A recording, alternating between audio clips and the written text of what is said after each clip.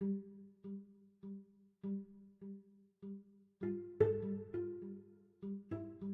September 1st, Brooke Wagner's podcast, Finding Hope in the Spectrum, aired with me being her guest, talking about spelling and telepathy and basically Joey's story.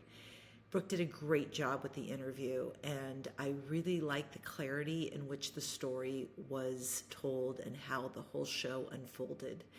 I loved it so much that I asked her if I could use the episode for my listeners so that you all could hear it. This is a great episode if somebody is kind of on the fence and not feeling the sureness, if spelling's right for them, telepathy makes any sense, because I show you a very vulnerable, I had no idea kind of a side of me, in which case it was just as much of a surprise to me as it has been to so many others.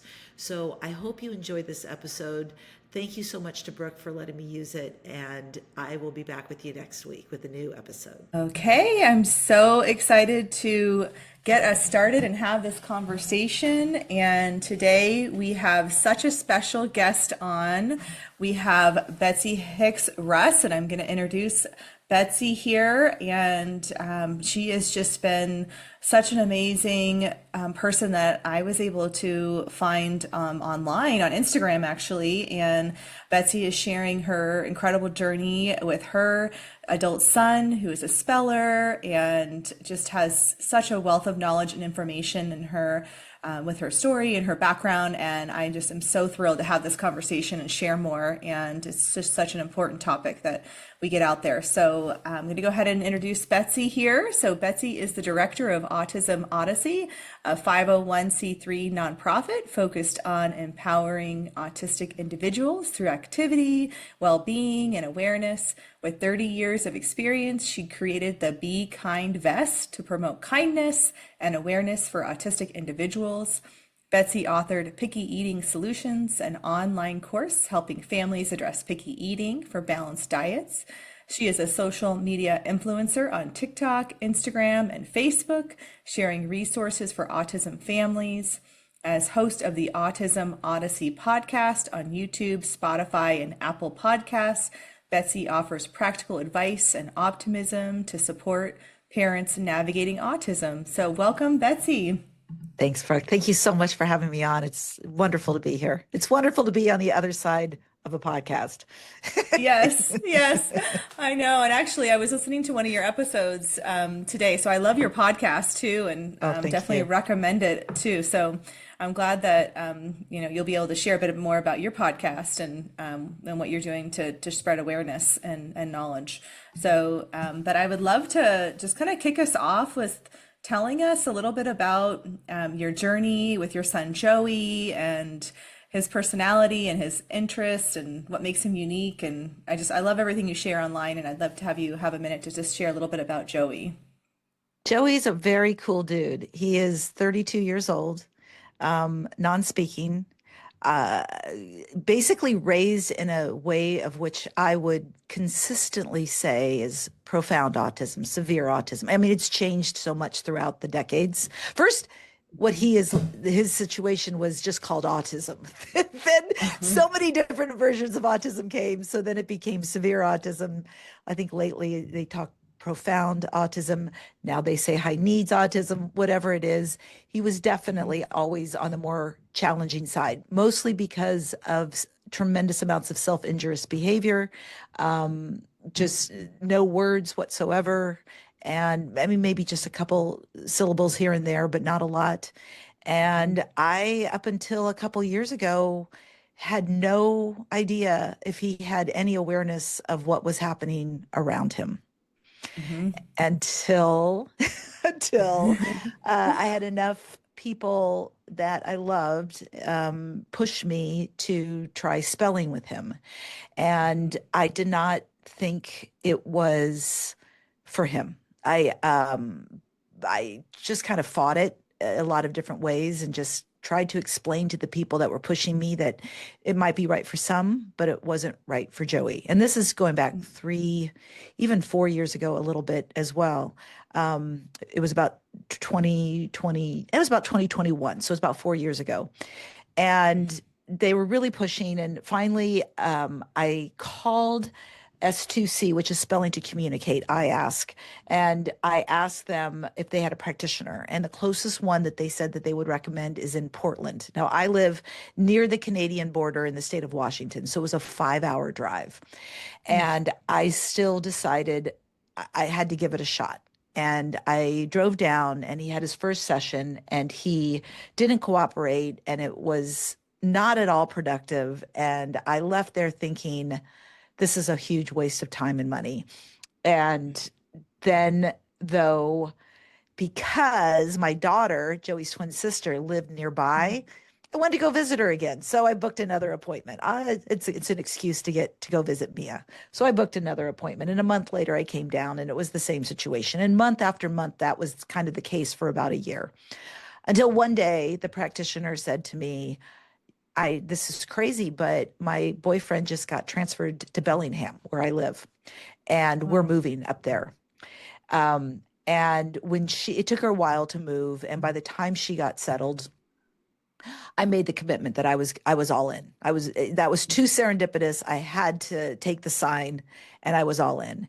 And it took over a year from that point forward before he was able to do an open spelling situation where he had his open. When you hear the term open spellers, it basically means when you start a spelling program, it's all lesson driven.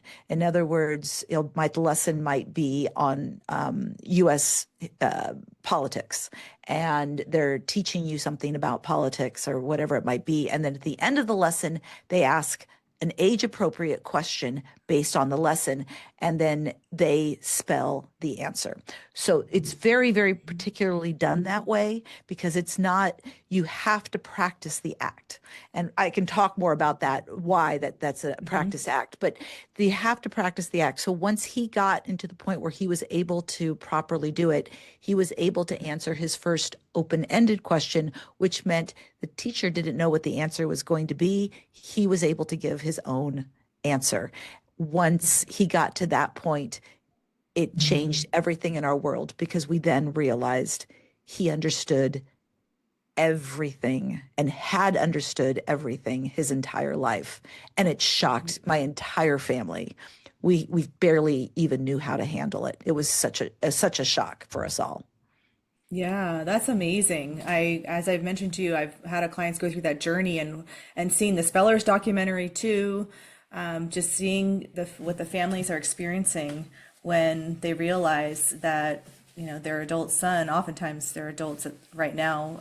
Right. Some of these are teens now that are starting to spell at a younger age, but have understood and are incredibly intelligent and aware and soulful and just have so much insight, and so it's just soulful, mind-blowing. It really is. And it's a big passion of mine. First off, it was really cool because I already had a social media account established by the time he started this. So my followers got to watch the journey with me. And that made it even more special. And it also made it very real, very, very visceral in the sense that people were able to see this is not who I used to think my son was. And now I'm living a totally different message. And my message is so powerful now because I underestimated him tremendously in his brilliance and his awareness. And I have so much regret over that. I can't get that time back, but now I can use my voice to help others who might be in the same position believe that their children do understand everything that's happening. And it's simply a matter of apraxia. And that's where the message needs to get out. We have to start educating about apraxia and understanding what apraxia is. And Absolutely. so do you want me to explain a little bit about apraxia, or Sure. Yeah. No, I think, let's talk about apraxia because even in just being in the field myself for 25 years, I always thought apraxia was just verbal. And I Right. recently learned about limb apraxia and that there could be multiple types of apraxia. And so, Right. I think that would be great to have you share more about, in terms of, what your knowledge of apraxia and also in Joey's experience, how that played out for him. And I think it's interesting because a lot of people say, well, my son wasn't diagnosed with apraxia. Joey was never diagnosed with apraxia. That was never something that was, they're like, oh, well, it's very clear he has apraxia. But I started to understand apraxia is basically a brain body disconnect so that the body can't do what the brain wants it to do. And um, it's part of why they can't, that they that when they speak they can't get out the words is because in their brains it's telling them 100% what it is that they have to say, what it is they want to do, but they can't get the words out. It has nothing to do with the vocal box. It has nothing to do with vocal cords. It is about the ability to take the thought and put it into words because so many steps have to be done for us to be able to do that. So that's part of the speech apraxia that a lot of people do know of. But the full body apraxia is also really interesting because it's also why he can't point. He couldn't point before. Like if you had said, point to the ceiling, that's a whole movement all on its own. And they understand in theory what they're supposed to do, but they can't get the body to do it. So that is part of why when you start the speller's journey, the majority of it is about getting this crossover movement together, moving the hand in different situations so that they're able to point it to the correct letter. And you'll see it like when Joey, for the first couple years that he was doing it, he would always hit like just to the side of the letter or above the letter, but he could never hit that letter because he knew where he had to go, but he couldn't get his body to cooperate. Yeah. So once they get, that's a myelination type of a pattern. And once they get that learned behavior, then they're able to actually take what's in their mind and spell it. And that's kind of the journey that it has to go on. When people just pick up a letter board and they bring it to their kids and they say, spell for me, that's not going to, maybe it's worked in the past for some random person, but that is not at all what the method is. It was years of practicing this movement. Yes, that muscle memory and that Yeah, repetition, exactly. so that he can learn to rely on that motor movement when he's had that thought process. Truly. Yeah, that's so important. I know I've heard as well some clients sharing that actually has to be maintained, right? Right. You do those spelling lessons even when you get into open communication, and You that's do. important as well. It's a visual thing. It's practicing the eyes to practicing the motor, and it is the really good programs make that part of the daily practice. So we started having Joey do like always unloading the dishwasher. Unloading the dishwasher is one of the greatest tasks because it's a crossover, reach to put that up here, go down, and that motor planning is really imperative for the kids to learn in order to become spellers. I love that. And it's an authentic experience that is meaningful and is a contribution too, as well, Right. within the family I'm certainly system. happy to have help in the kitchen for sure. Yeah, he's a good, meaningful participant in the kitchen. Yeah, Yeah. that's significant as well. So with the spellers, now when you have that consultant, does he still work with that consultant? Oh yeah. Yeah, we work very, very careful. Once a week. We've been doing it once a week now for years. And it's funny because Joey moved into his own apartment. I did a whole series on my page about how we got him Section 8 housing. He moved into an apartment with his caregiver. And in May, sadly, his caregiver became extremely ill, hospitalized. His caregiver is still in the hospital, but he will be getting out soon, and we don't want him to lose his job. So we've had Joey living with us since May. And I decided this is my opportunity to practice every day, to get him to every day just give me 10 minutes. I just say, we're just going to spell for 10 minutes. And so I create a lesson for him I take like a YouTube video. There's so many great educational videos on YouTube. So I'll take a YouTube video, I'll take the transcripts, I'll throw it into AI, create a lesson, 3 questions. I just say 3 questions, 1 to 5 word answers, and then Joey spells the answers every time. And then I follow up with an important question of the day. For example, like, do you want to wear your weighted vest or your backpack today? And have him spell something like that. Just because, yes, the lessons are really important to the practice, but having communication is also really important. So we do that as well. I love that. And I know you shared on one of your Instagram reels, maybe it was on TikTok as well, but how you create those lessons. There was some great resource that you shared that I thought was fantastic. It's so easy to do. YouTube has so many I'm doing crash course right now because Joey's really interested in politics. He wants to know what's going on. No one's ever taught him about politics before, and he really wants unbiased politics and an explanation as to how politics are put together and how our government is set up. So I found this great crash course, and what I do is most of these educational courses that are on YouTube, they have transcripts. So you just cut and paste the transcripts onto AI and ask it to create a lesson plan. And like that, it's like done. And then I ask the questions and we're done. So the whole thing takes me about 5 minutes. He enjoys about a 10-minute video that he gets to watch on it. And then we spell for, a short period of time, and then we're done. It's just a really good habit to get into. And he used to really grumble at the beginning of it, but now he knows it's short, it's fast. He's not going to be asked to do that much. And I think that's true with all of our kids. Like, as long as they start learning the consistency of this is all I'm going to ask. I'm not going to ask you anymore. They're a lot more willing to step up. Yeah, that makes sense. And getting into that daily rhythm. Right. Right. You know what to expect. I love that. Well, I love that you share that he's interested in politics. I'd love to hear more of what is interesting to him and what he's wanting to know more about these days. Yeah, we listen now constantly to podcasts on. Right now we're doing History That Doesn't Suck, which is a really great podcast, starting from like George Washington being a teenager up until basically U.S. history. We've been on the Civil War for like a month. The Civil War was lots.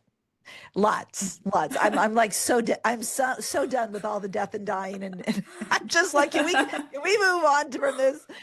But I listened to it with them, and because our kids, many of them were brought into special ed classrooms, and they were not taught, and they wanted to learn, and they were being told to point to the cat when they had the ability to know everything and more than what these high schoolers were learning. And he could have been in those classrooms, possibly a tad more disruptive, but he could have been learning all this time, and nobody believed that he knew. So now they're thirsty. They want to know. They've gotten bits and pieces. They've overheard conversations. They've seen things on television. They're like, can someone please explain this to me? And that's where I find him with his spelling is like, I want to learn about this. I want to learn about this subject. Help me understand it more. Teach me about the Great Wall of China. Like, he wants to know so many things that he's kept inside for so long. And I think we as parents are just not aware. We equate listening with looking, paying attention, not moving our bodies. We're engaged. That's what listening is. What we don't understand is that listening can look different to so many different people. To some people, listening can be about pacing. And in fact, if you do make them look at you, they're likely to not be able to comprehend. They need to look away. And listening it just does, my favorite saying is, listening doesn't have a look. So we can't be assuming that these kids don't know what it is we're saying. Joey will hum. He hums all the time whenever we're trying to, tell him something, or he might be singing a song and you think he can't possibly know what's going on, but he needs that. That helps regulate him so he can receive what's being said to him. So that's where the underestimated part gets, is we expect this to be a look, and that doesn't exist.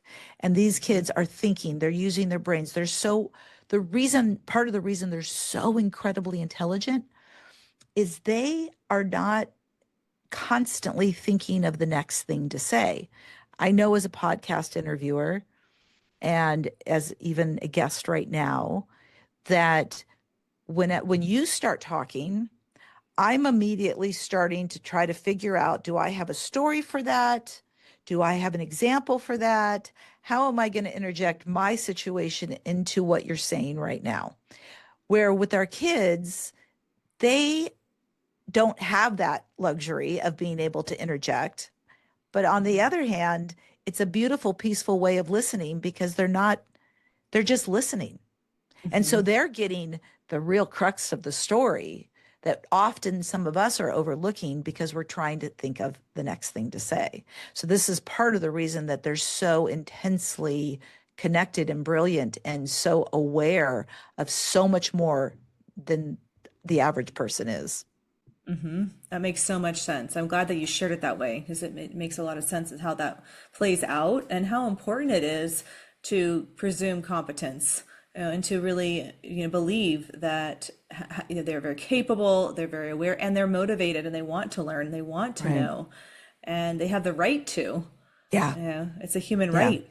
That's 100% true. They have the right to. And until we can get silly powers that be to block our spellers from having the right, it's going to be a little bit of a challenging time. But the thing is, it's so silly. Like when somebody says, "Well, it's not real," it's like 99% of the time they haven't actually really seen a session. They haven't really seen what it's like when the kids are in the room, and they have this, "Oh, you shouldn't be holding the board. You shouldn't have to hold the board." But everything is interaction. I mean, sign language is interaction. Using an AAC is an interaction. It's just an electronic interaction. We have to have those interactions. And when you're helping to coach them with the board, it's not a coaching of, you don't know how to spell. It's a coaching of, help get your arm to where it needs to be so that you can convey your message to me in the best possible way. Absolutely. And the ultimate goal is to reduce that support as you go, as they become more independent. It's Exactly. not that the intention is to constantly stay in that same place of level of support. Yeah. Exactly.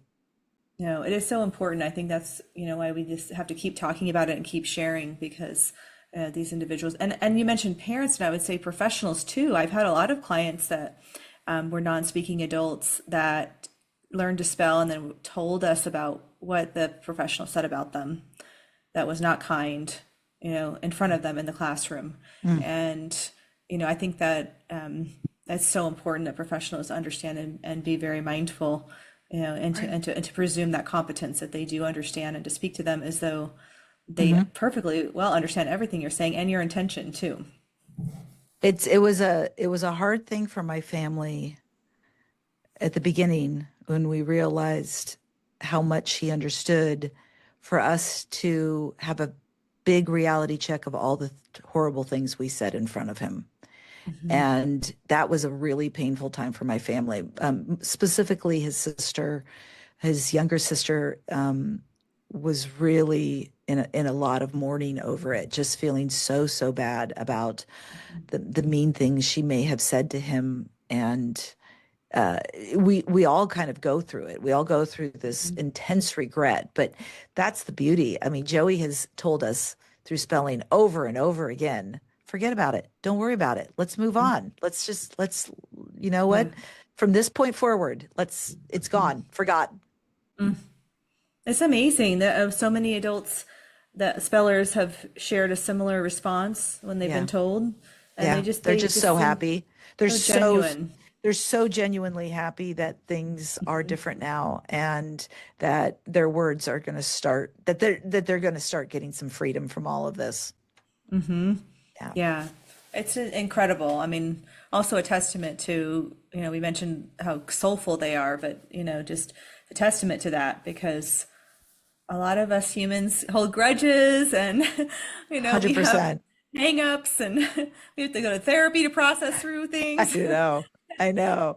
And that is something that we've has been touched on lately because there was a subject of something that came up recently and he said he didn't want to talk about it. And I knew it was a painful experience. And that is something that I'm still trying to navigate. I can't say I have an answer for it yet, about the best way to offer him therapy for situations that were unjust in the past. Yeah, I think that's a whole nother skill set that is important to be able to be available, uh, for the trauma that these individuals have experienced. Exactly. Oh, and that's a legitimate need, you Yeah. know, in our field. So, and I'd love to have you share, something that has surprised you or kind of that stands out that Joey has shared that is really significant. I think the thing that surprised us the most is how funny he is. He's really, really funny. I mean, and that I don't know why, like I didn't expect that. I mean, my kids are funny. I have my daughters are both really, really funny individuals. Um, and but so I don't know why I didn't expect that, but when he says something hysterical, which he often does, or spells something hysterical, I'm just like, wow, I had no idea. But he'll use funny words or sayings or like the other day he was talking about somebody being wigged out. And it was just like, wow, there's something I wasn't expecting. But then one of his sisters, his twin sister said, "Oh, I've used that expression for years. It's not a strange one for him to use." So I think like part of that's some of it. But I also feel that Joey's not affectionate. Like he doesn't come up to me and hug me and kiss me. He's not physically affectionate. But I think the thing of everything that has been the biggest part that all of the family has tried to enjoyed and adjusted to is how deep and loving he is. Just because he doesn't kiss us or hug us doesn't mean he doesn't have intense love and appreciation for us. And so I would say, his constantly pouring of love to the family and how much he appreciates everybody is probably the best of all. Yeah, what a special gift to And we have. don't need it. I mean, we it's 32 years. I've accepted the fact that I do what I do and I don't do it for his appreciation. I do it because I love him unconditionally. Yeah. But it sure feels good when you get it. Yes, it sure does. Yeah. I know. And I'm sure he feels so good being able to express those thoughts that he has. And that's there's a book called The Reason I Jump. And this was written decades ago, and it's just now getting a new life because he was a speller, but nobody recognized spelling as being a method of communication decades ago. So the book is getting a new life, and then he has a secondary book. But that is something that I remember powerfully, and I can't remember if it's in his first or second book, was imagine you've been locked up your entire life and there is the person who helps you get out, and now you're granted a wish and you're allowed to say like three sentences. Of course you're going to pour that gratitude to that person.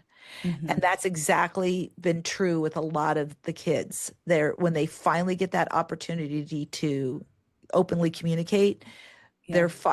It feels so good to them to finally say thank you, whether it's to their practitioner or to me or to their parent or whomever it is. they're just so grateful for that opportunity. I love that. I mean, it's a gift that the spelling is giving them to have that door open so they can Right. share those genuine thoughts that they have. And, that creates a feeling that feels really good when you give somebody else that positive feedback and they It receive it. does. It You know, does. Yeah. it's an honor. So I love that. And I want to make sure that we connect about telepathy. Okay. Let's do it. Let's go there. Because you can't divide them. You can't. No. I mean, the programs, the spellers and spelling to communicate, understandably, because I'm supportive of them, understandably need to separate them because Mhm. they have been working for so long to get the scientific data out there on spelling to communicate. And now you're throwing into this whole mix telepathy and it's Mhm. setting them back. And I Mhm. understand their frustration and I honor it. So I never try to put them on the spot. I never put them down for it. But for those parents who know, you can't separate them because Mhm. they 100% go hand in hand. Because Mhm. there's not, at least the parents that I've spoken to, when the telepathy tapes came out, all of us started doing our own Mhm. double blind placebo Mhm. testing. Why would you not? Of course.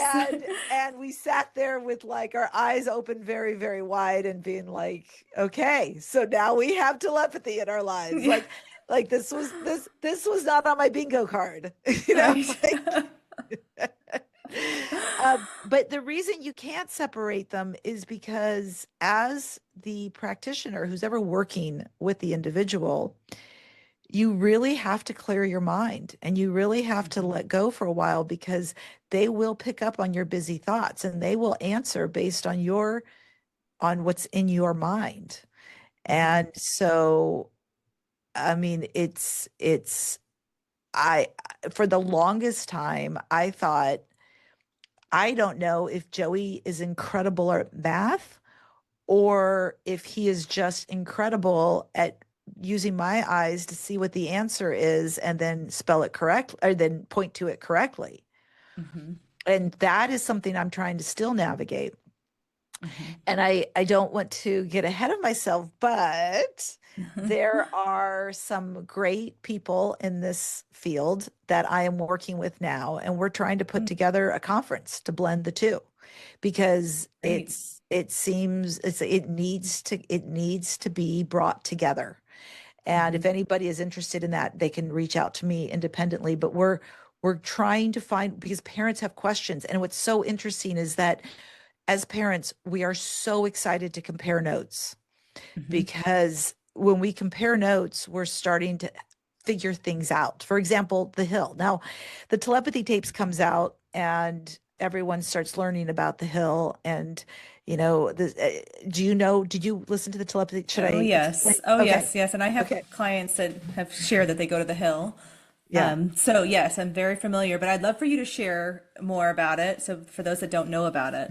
So basically, when Kai Dickinson started filming the telepathy tape, she had no idea she was in for this, but people in all different parts of the world were all referring to the same place that they go to gather Mhm. to connect with others that are like them, the non-speakers, the silent ones. Mhm. And so the place was nicknamed the Hill. These individuals call it the Hill. Mhm. And what was interesting is that she was interviewing one person, I think it was in Mexico, and one person was in Atlanta, or one was in California, and they were all referring to it as the Hill. Mhm. So, of course, I got to ask Joey. Joey, do you go to the Hill? And oh no, we didn't ask him that point blank. What we asked him was every single night at about 8 o'clock, he wants all the lights off in the house and he wants the room quiet and he makes us turn off music or anything that's on and he wants the room quiet. And Mhm. so the question was, why do you turn off everything in the house and why do you want it quiet? mind you, I never mind being banished to my room at 8 o'clock at night. Like, I find that an honor that he's like, go away, and I get to go to bed at 8 o'clock, or like, so I don't fight it. So I said, but why do you do that? And he said, a quiet mind and a dark room helps me connect with my silent amigos. Mm. They tell stories of their days, and I tell jokes. That's when I learned my son was the funny one. So,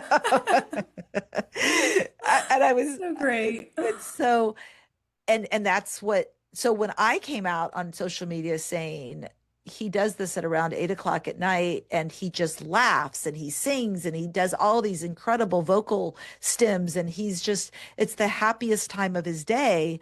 All these parents started coming forward saying, that's what my children do about 8 o'clock or 7 o'clock. It's like, it's an evening thing, like dinner's done and they go into their own little place. And now I understand that that's what the hill is for him.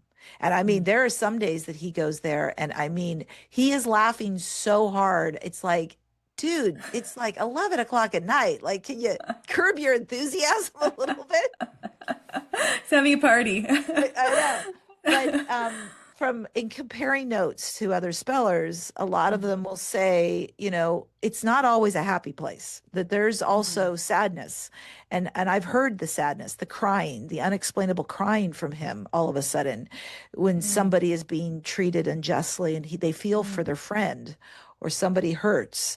And all of that is also very real as well. But it's this extreme common denominator that a lot of these kids are going to the hill.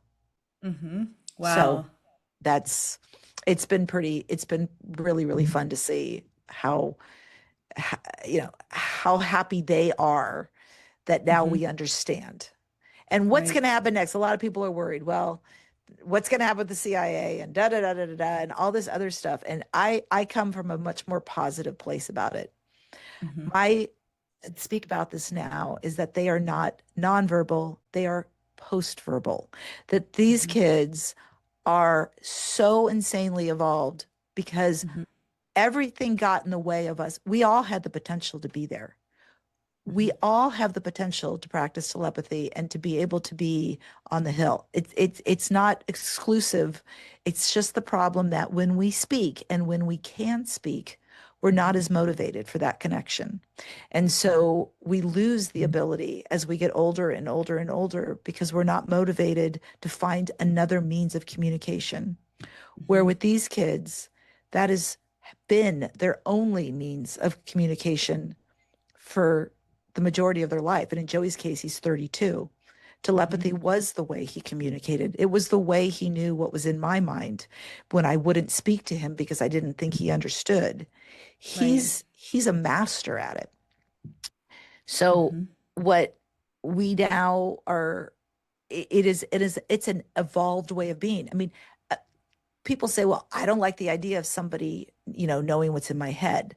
But I urge people to step back from that, because with telepathy versus words can only be generated. Words can be generated from so many different forms. Somebody else could tell you to say that. You could have used, looked up the answer. There's so many ways in which words can be manipulated that we are trying to talk somebody into it and anything like that. If you are really looking at the true intention of an individual, the purest thoughts would come from telepathy, because through telepathy, you would know the intention of somebody. And that is where it divides the dark from the light, the good from the evil, whatever it might be, whatever way you want to call it. Right. It's the ability to really know. Now, there is negative telepathy. It's not a question of that. It's just, I don't think we need to be afraid of it as much as people say, because you're going to be able to know the intention of somebody. If you are able to really understand telepathy, you're going to be able to know the intention of somebody immediately in most cases, because you can feel it You can Yeah. feel that. And a lot of parents will say that. My kids know a good person before I know a good person. Like, Right. a new caregiver comes in and they won't have anything to do with them. And then they find out later that they're, a drug user or something like that. Mm-hmm. That the kids will connect. Mm-hmm. And and trust them because they Mm-hmm. really know the direction to go in. Mm-hmm.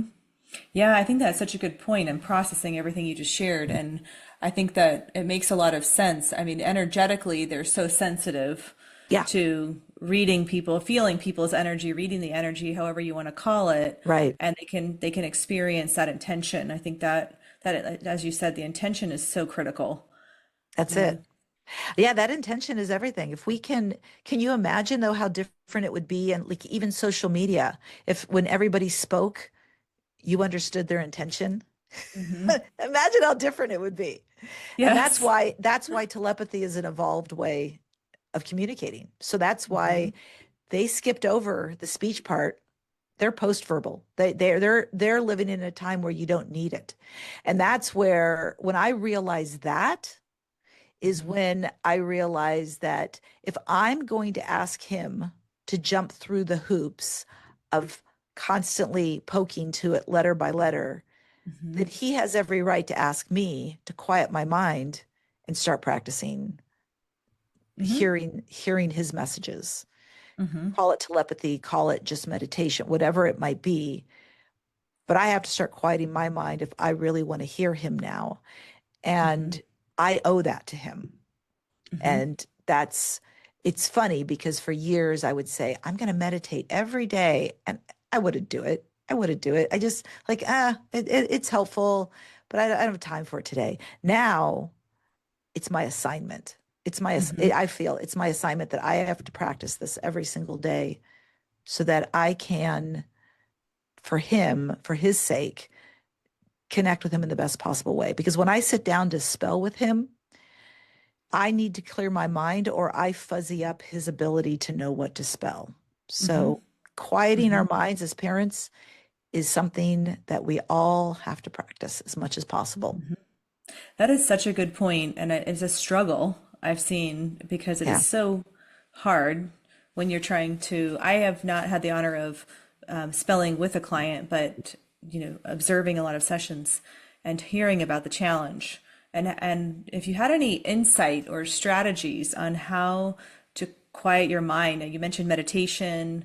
If there's anything else you could suggest for families, I think that would be so helpful because I think that is a constant thing that families are talking about, just that concern over it. It's it's a muscle that you have to flex just like anything else. It is a learned releasing because our minds are purposely trying to stay busy. They're trying to solve puzzles. They're trying to stay active. And what Mm-hmm. we need to do is to say, we don't need you active right now. We need you calm. And Mm-hmm. so when I tell somebody to sit and to quiet their mind, the first time they do it, set a timer. Just do it for like 2 minutes. Just Mm-hmm. 2 minutes. And every time a thought goes in, you can recognize the thought. And then to Mm-hmm. just say, okay, I don't need you right now. And Mm-hmm. sometimes for me, when I first got into meditation, staring at a candle flame helped me. I live in a beautiful nature environment. So whenever I have the opportunity to just sit at the beach or by a tree, I'll just focus on that for a while and let it just, and it's amazing how comforting it feels. It feels so good when you let go of thought because we somehow feel we need to control every thought that's going into our mind and we just get so exhausted. And I just did a podcast on the subject with Lucy Biggers, which is it's a great episode. And it's about how we hear too much now. We have to find ways we're involving ourselves in more than we need to involve ourselves on. Like we Mm-hmm. go on social media and you need to be worried about this and you need to be concerned about this and what is your opinion on this? And it's just like I want to stop having opinions. I will take what I know and what I care about and what I feel I can make the biggest difference in this world and put my thought into that. And everything else has just got to go by the wayside, because we are stimulating our brain with fix it, fix it, fix it constantly. And we can't. We don't have the ability to fix it all. So find something that you're passionate about it. And when a subject comes up that there's nothing you can do about it, you're sad maybe about it, but you can't really make a change. You have to bless it and let it go. And I mean, through the algorithm of life, I'll go to a video and say, not interested. You know, I'll go on TikTok and there's ability, you press down on it and you can say, not interested, because I don't want more of that to come to me. I want to stay on what feels within my realm of being able to have an opinion on. So that's part of it too, is backing away from social media a little bit, backing away from all these opinions that we feel that we need to have, not watching the news so much, not listening to NPR so much. You know, this is what I really love. Like, I'm listening to the Civil War now. Okay. It's done. It's happened. It's not happy. It's not a happy time at all. I'm also, I can't do anything about it. Like, that's the part that's so great about it, is like, I'll listen to it and I don't really have to have an opinion. It's already done. So this is where I'm kind of like telling people now is like, stop dipping your toe in every subject that's out there, because you don't need to know it all. I mean, I think that's good advice for anybody. Yeah. You know, it is so overwhelming now how much we're exposed to on a regular basis, and it's just thrown at us that we're not even aware. And so much can be a real drain. And I was curious if you feel, if your goal is, or if you feel it will occur for you to communicate with Joey telepathically between the two of you. Is that where you feel like you guys are headed?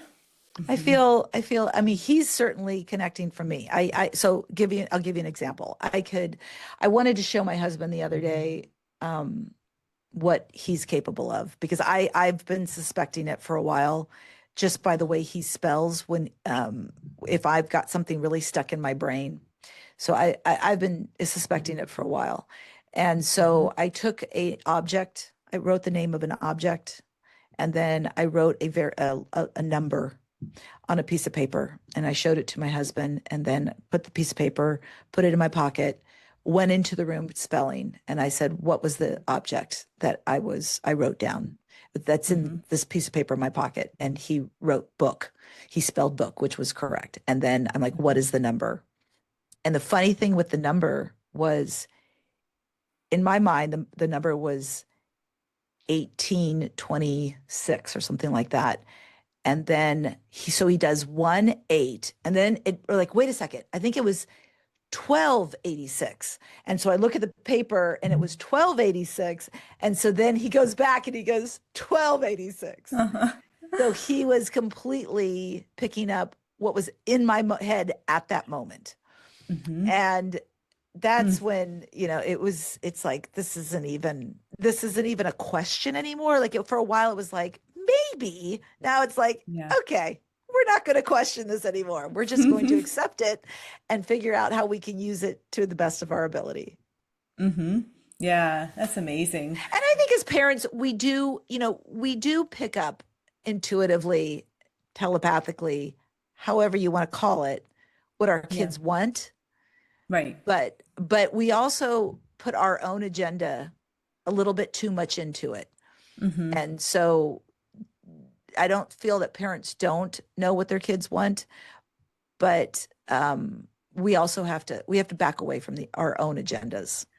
Yes. And that is another good point. That's also hard to do, I think, as parents, but that helps that goes along those lines of calming the mind and, you know, being able to really be in the moment and be present. I mean, what a special gift, you know, to have that practice, because that really does help with mindfulness and regulation and you know, helping our own nervous system to go through that process.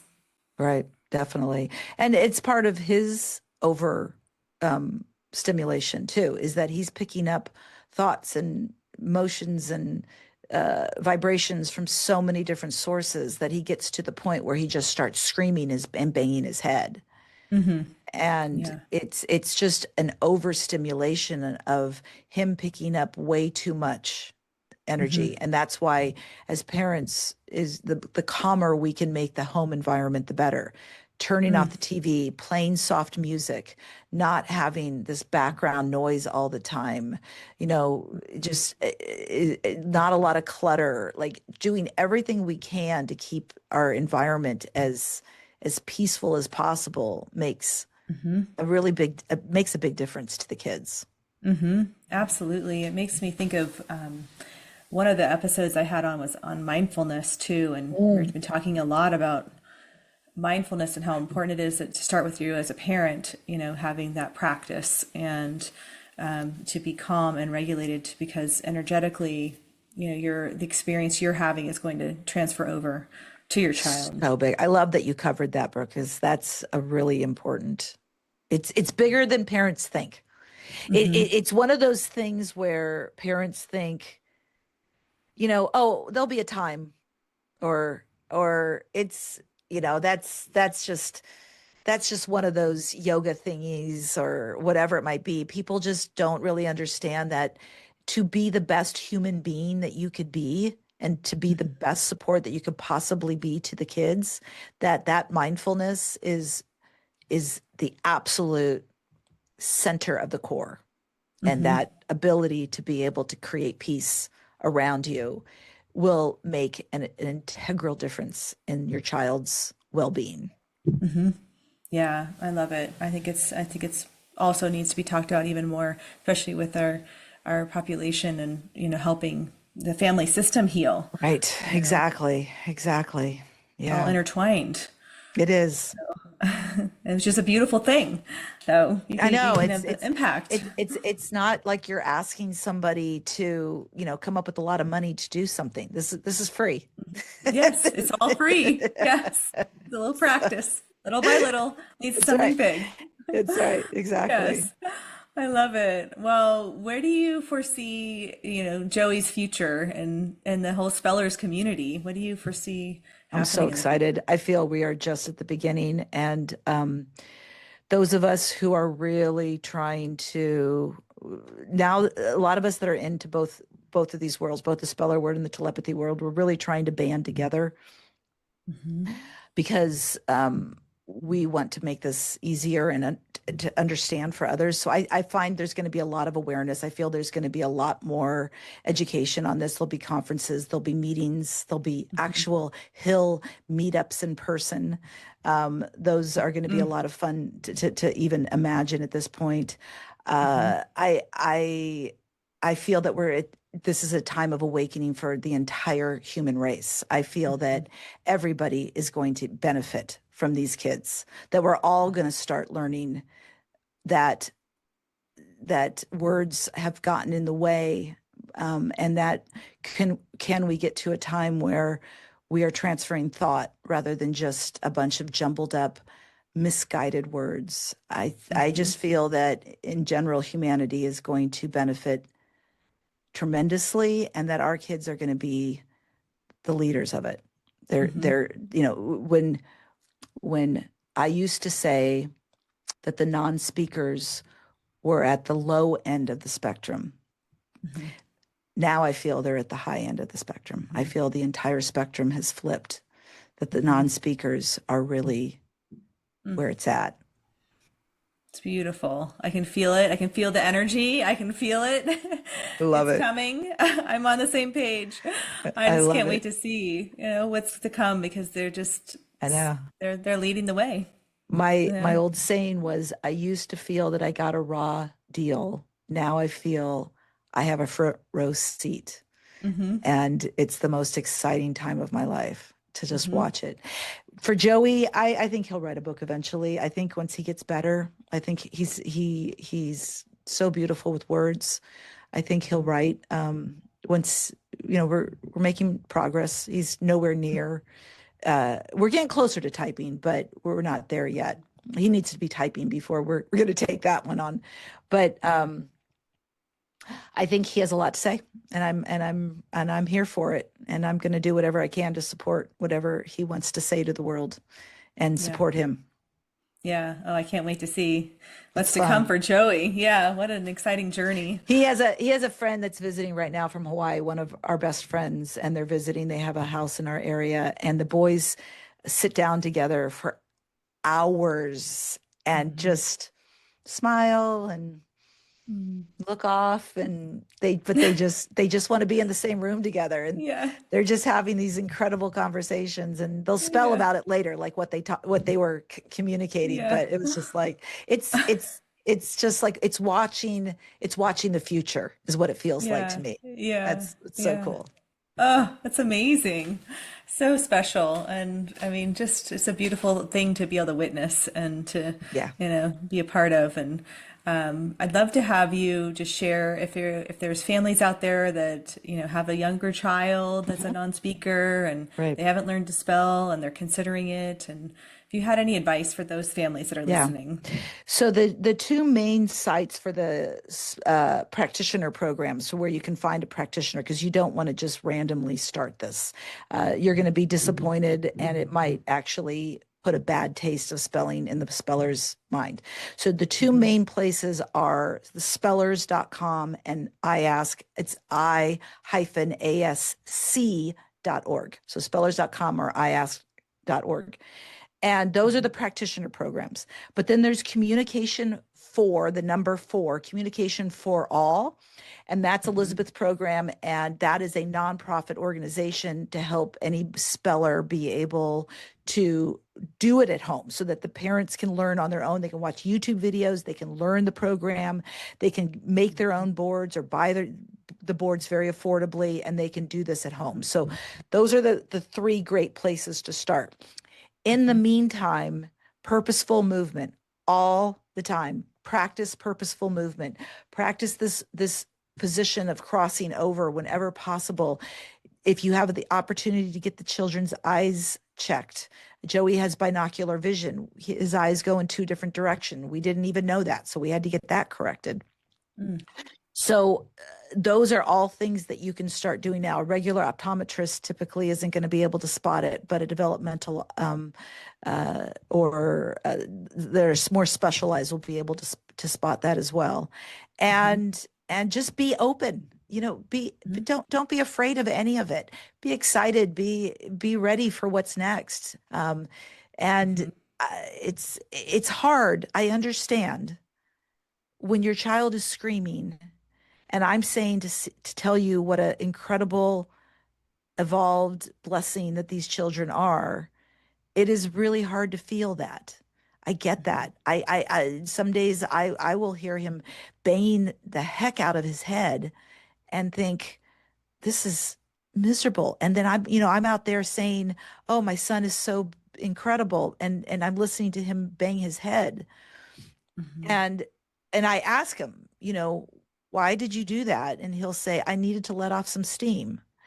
So it's a question that I'm now asking myself quite often is, if I had the ability to, for 5 minutes, 10 minutes of my life, to get every aggressive and upsetting thought out of my head in those 10 minutes and then be really happy the rest of the day, Hmm. like is it that bad of a thing? Because he's really happy the rest of the day.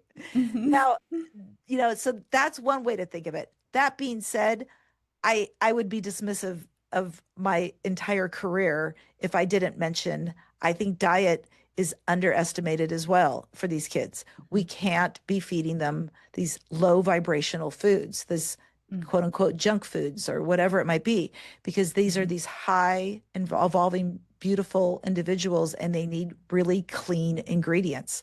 And I do believe that a lot of the junk foods are bringing them down and making them feel miserable, and a big part of why the fact that they are so self-injurious. I'm not saying that's all, because Joey's diet is pristine and he's still self-injurious, but definitely if he ate a horrible diet, the intensity would be all day. He would just be screaming all day long because he needs those really good foods. And that's why I created my online picky eating course, mostly because it's just a super simple step by step, not overwhelming type of a course. But I do Hmm. believe that food has a lot to do with it. So I can't dismiss the facts that nothing physical is happening, because something physical is happening. These bodies are really sensitive to chemicals, to toxins, to things that the environment has given of. And we do need to support that as well, too. 100%. I'm so glad you shared that. And I'd love for you to share where people can find you as well, and your courses and all the great things. You have so many wonderful things. Thank you. It's pretty easy to find me. Because my main site is Betsy on the Go, which is my handle on just about everything from YouTube to, and then of course my podcast is Autism Odyssey, but everything is pretty much under Betsy on the Go. If you go to Betsy on the Go, you can get to my podcast. So just go to BetsyontheGo.com, okay, and that will be your starting spot. You can get my courses there. The Be Kind vest that Joey wears is there. Everything pretty much is, you can find it in one place. Yeah, I love that. And you have great resources on your Instagram about the Be Kind vest too. I think that's so fantastic. That's been a really, really fun thing. And that's part of why I kind of started going on social media. And Be Kind Vest isn't for everybody, but for those that it is for, it makes a remarkable difference. And we've sold probably about 700 now worldwide. And it's made a big difference in a lot of families. I do not, by the way, make $1 off of the Be Kind Vest. That is 100% my giving back to the community. Everything that comes in is just used to order more vests or keep the business running. It is not $1 of it goes to me. So it's my mission to help as many people as I can be able to get a vest and to be able to communicate easier with the rest of the world as to these child needs special considerations.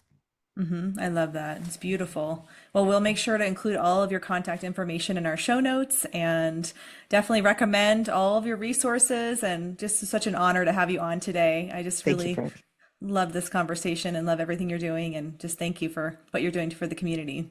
I appreciate it. And thank you for your podcast as well. Yes, wonderful. Have a great day.